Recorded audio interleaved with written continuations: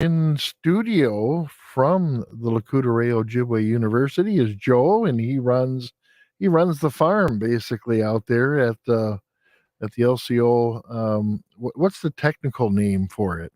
We're going with the University Farm. You So not that's like an agricultural testing center type of title, just the LCO school farm. yep, that's what it says on the sign out front. We're keeping it simple. Yeah, The work that we do there, however, deals with sustainable that agriculture. was the word I was looking for. Was the There it sustainable is. stuff? Yeah. Um, So what's happening? How was the summer? How many gardens did you have people working, and how did it go for the farm administration itself over the summer? well, I'll tell you, the biggest challenge we kind of faced this year was the weather. The Okay, weather presented a ever changing set of variables that we just kind of had to adapt. sure. We did continue the community gardens. The community gardens this year got great participation. There's raised beds as well as in-ground plots. Right. We grew everything from tobacco to squash Hmm. to there was a Three Sisters demonstration. And some of my more favorite things that was entered into the Sawyer County Fair. We did some zinnias, Oh, some okay. monarda, and Yeah. daylilies. All good things happening at the farm. Some things that are medicinal, some things that are food based, and then of course some things that are aesthetics. Yeah. Now I know a lot of people are doing canning now. Mhm. Have you done any classes about canning, or do you think that might be something we could look at the future, or are you canning yourself as the farm gets ready for fall? Well, 'tis the season. We Yeah. we definitely have set up to kind of do some canning. We have done some in the past. Okay. Right now, this year in particular, our production maybe wasn't focused on one particular product. Hmm. So let's say if that product was tomatoes, and we wanted to go at canning salsa or something like that, we didn't have that kind of production volume this year. You had brought up the question about just kind of how we were with staffing. um it was an interesting year. We definitely are kind of looking at how we could structure it a little different next year so Sure. that we can have early season help. Um the the early season getting planted is you reap what you sow, and Right. so Yeah. if you can't get the seeds in the ground, you Yeah. you struggle. So um we did what we could. We definitely had some experimental things. I've been working in an area over kind of north on the property that's in the what I'm considering the orchard, and that Okay. was based around cover crops. Some of that stuff was very it was browsed very heavily by wildlife, so we Mm, got that going for us. wow.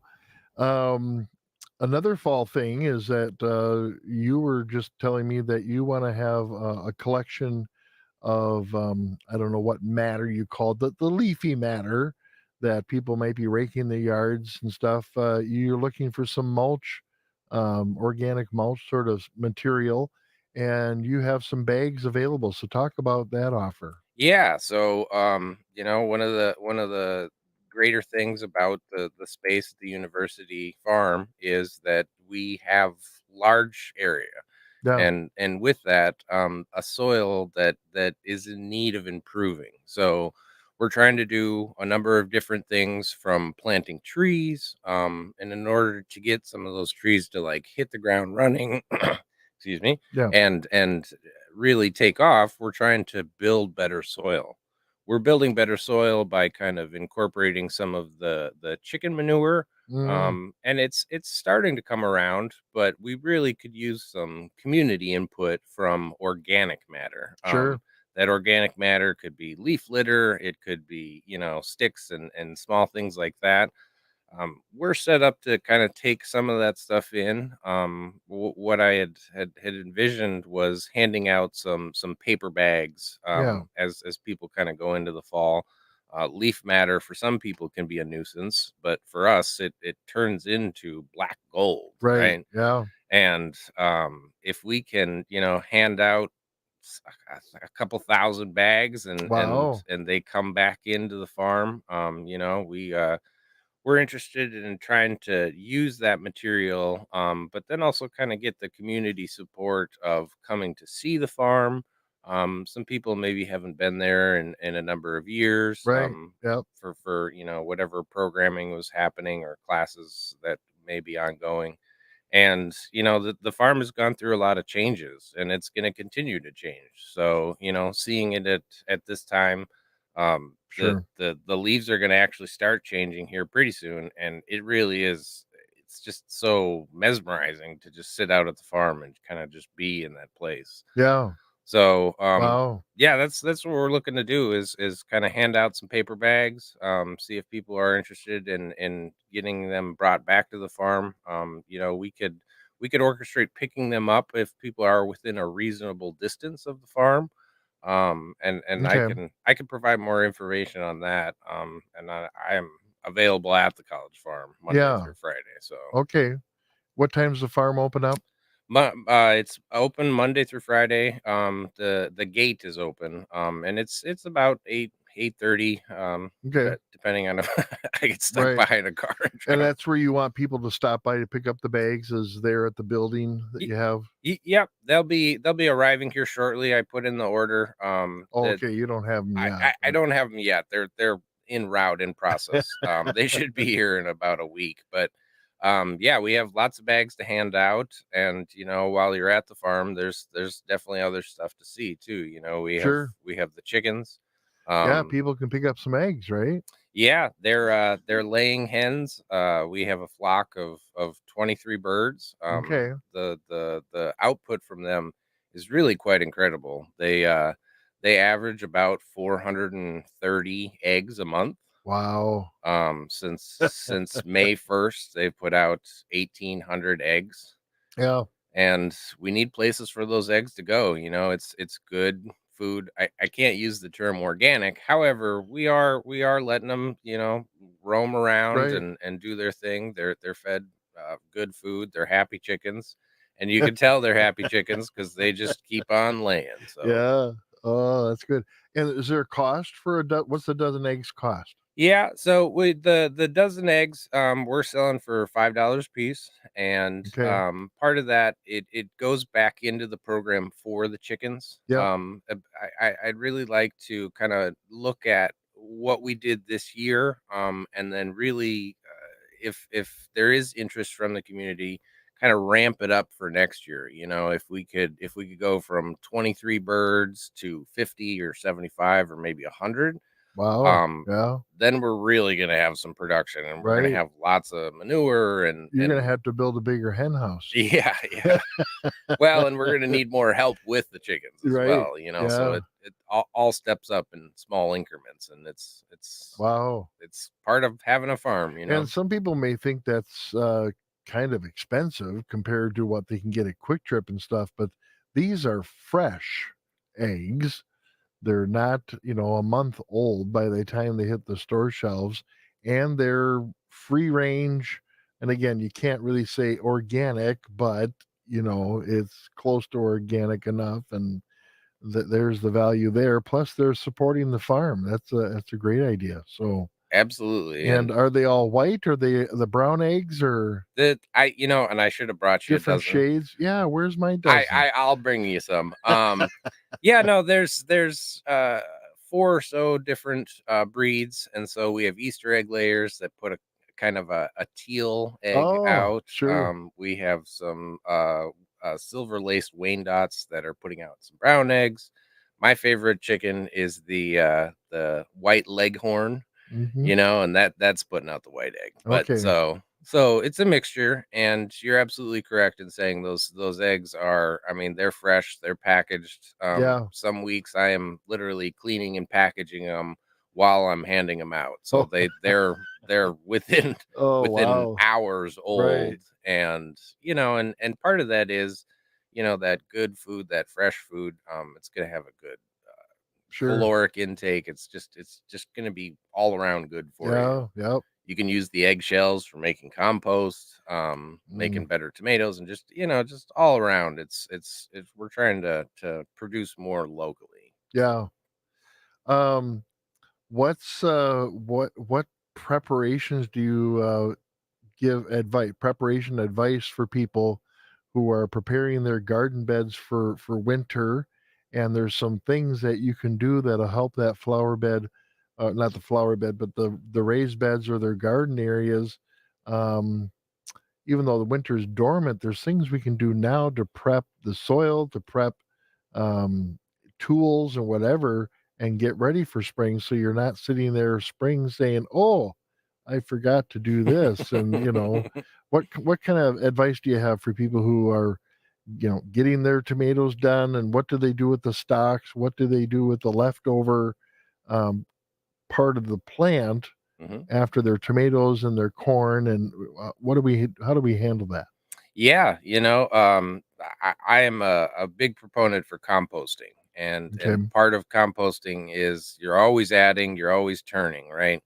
And it's very similar to the work that you'll do in the garden. You're always working on something. Although it is fall, there's still time left in this season to plant things in the fall. One of the big products I ordered is garlic. I love garlic. Garlic is one of Mm, those things. If you can yeah, if you can get it in the fall time, it'll grow and kind of it'll stay dormant over the winter as it gets snowed on and things like that.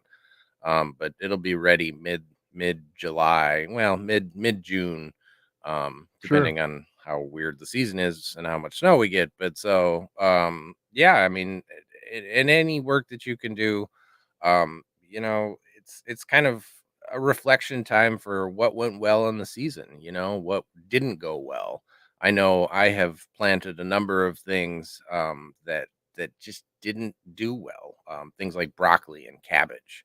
I'm not sure if it's the soil. I'm not sure if my timing wasn't right. And Sure. to look back at the season and say, well, this is when I transplanted it. This is when I got it into the ground, and I mulched it. This year we had some long spells of hot and dry, Yeah. and I know that the Brassic family, the cabbages, the kales, they don't really like that kind of weather. So you always every year is going to be a little different, Yeah. and if you make a plan, stick to the plan and adjust the plan, but take notes. A lot of people don't necessarily keep a journal, but I'll tell you, in all the things that I've done to help create more of a successful garden, Yeah. it's journaling what Oh, varieties, where the okay. seeds came from. All these things can make a big difference. Sure. And Wow. I also this season we had talked about canning and preservation. The other big thing that we're hitting right now is seed saving season. Oh, yes. I am a big proponent for saving seeds of all kinds, Mhm. and so as stuff starts to die back, if you can get it cut off the plant, and then allow it an area where it can kind of dry out, not too long from now, you'll be able to save those seeds and then preserve them for next year. It brings your cost down. Sure. If it grew in this area and it grew well, it's very likely that it's going to grow well next year. And that's that preservation is an important thing. It's something that when I first started gardening, I thought, oh well, seeds are cheap, but those seeds might not always be available. You Or know. it's not the right variety for this area, or the strain may have it just doesn't fit right. So like you said, when you have a good plant and it was a great harvest on that one, save the seeds from that one, because that may will most likely produce the same thing next year, and you're saving the money on the seeds.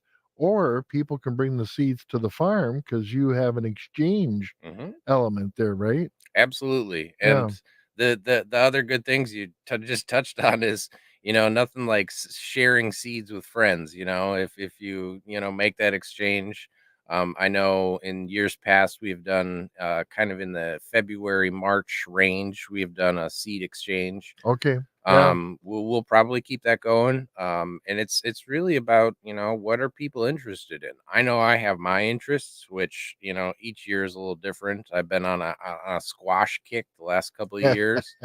And I'll tell Yeah. you, I've learned some things about saving squash seed because I have had some failures, and Oh, it ends up with ugly squash, which at least it grew, but and other things are not as hard to save, and bigger seeds, things like beans, they dry out on the vine, and then when maybe younger gardeners come to plant things, they're not so hard to grab a hold of, so kids can grab sure. bigger seeds, and they're more fun. um Yeah. those are just kind of simple activities that make gardening every year. The seed is the eternal optimist that looks towards next year for Yeah. planting, Yeah. and that kind of metaphor is really, it's towards the end of the season, but it's really ramping up for next season. And when is it going to get nice again? So Yeah. Um, there was a question online here about a sweetgrass or sage or cedar harvest. Have you been growing the traditional things such as sweetgrass and sage? So I will tell you, as the farm has kind of gone through a couple of different changes, we have opened up some areas and we've kind of closed down some areas, just as we're kind of starting to utilize different parts of the farm. There had been sweetgrass in the past, and I am not very good at distinguishing what that sweet grass looks like. It kind of got overtaken by some other Oh, more prevalent weeds. mm-hmm. And it's succession. They just took over, and so we kind of, I can't say lost the sweet grass, but it's intermingled in a way in which Yeah. we're better off to maybe take a second stab at it. Same thing with the sage. We had tried some sage. We had sage going, and it needed a better cover going into winter to kind of survive the winter. Okay. This past winter was real interesting in the sense that the snow was so high that it created a lot of insulation, Right. but it didn't actually freeze the ground. So the ground was very well protected, and then when the spring thaw came, the snow had melted in May, and it went from very wet to very dry extremely Really quickly fast. Yeah. within days. Yeah. So it created this very harsh. There was a lot of late February snow that kind of that had done a number. You'd mentioned the birch trees. There were a number of birch that are just still kind of Oh slumped yeah. over, Yeah. and that's kind of the some of the crazier things that I was mentioning with the seasons. We go into the next season hoping that winter is gentle and Right. it does good for a while, and then it gets to be February and we'll get ice storms. Sure. I know the wild plums is another one that has been on the farm for years. They're still there, but this year's harvest, it's very small in size. um it's not going to be the most bountiful. Sure. However, we did have a blueberry harvest this year that was Oh, a okay. barn buster. So Yeah. you know Very cool. you take it, you leave it, and that's why you got to grow different kinds of crops, anything from apples to Sure. blueberries to raspberries to whatever the case may be. Back to traditional Sorry. tobacco. Did you get have a tobacco harvest? Knick. Yes, we had planted some seeds. We have maybe closer to 30 or so plants that are really very large. They're still kind of growing along.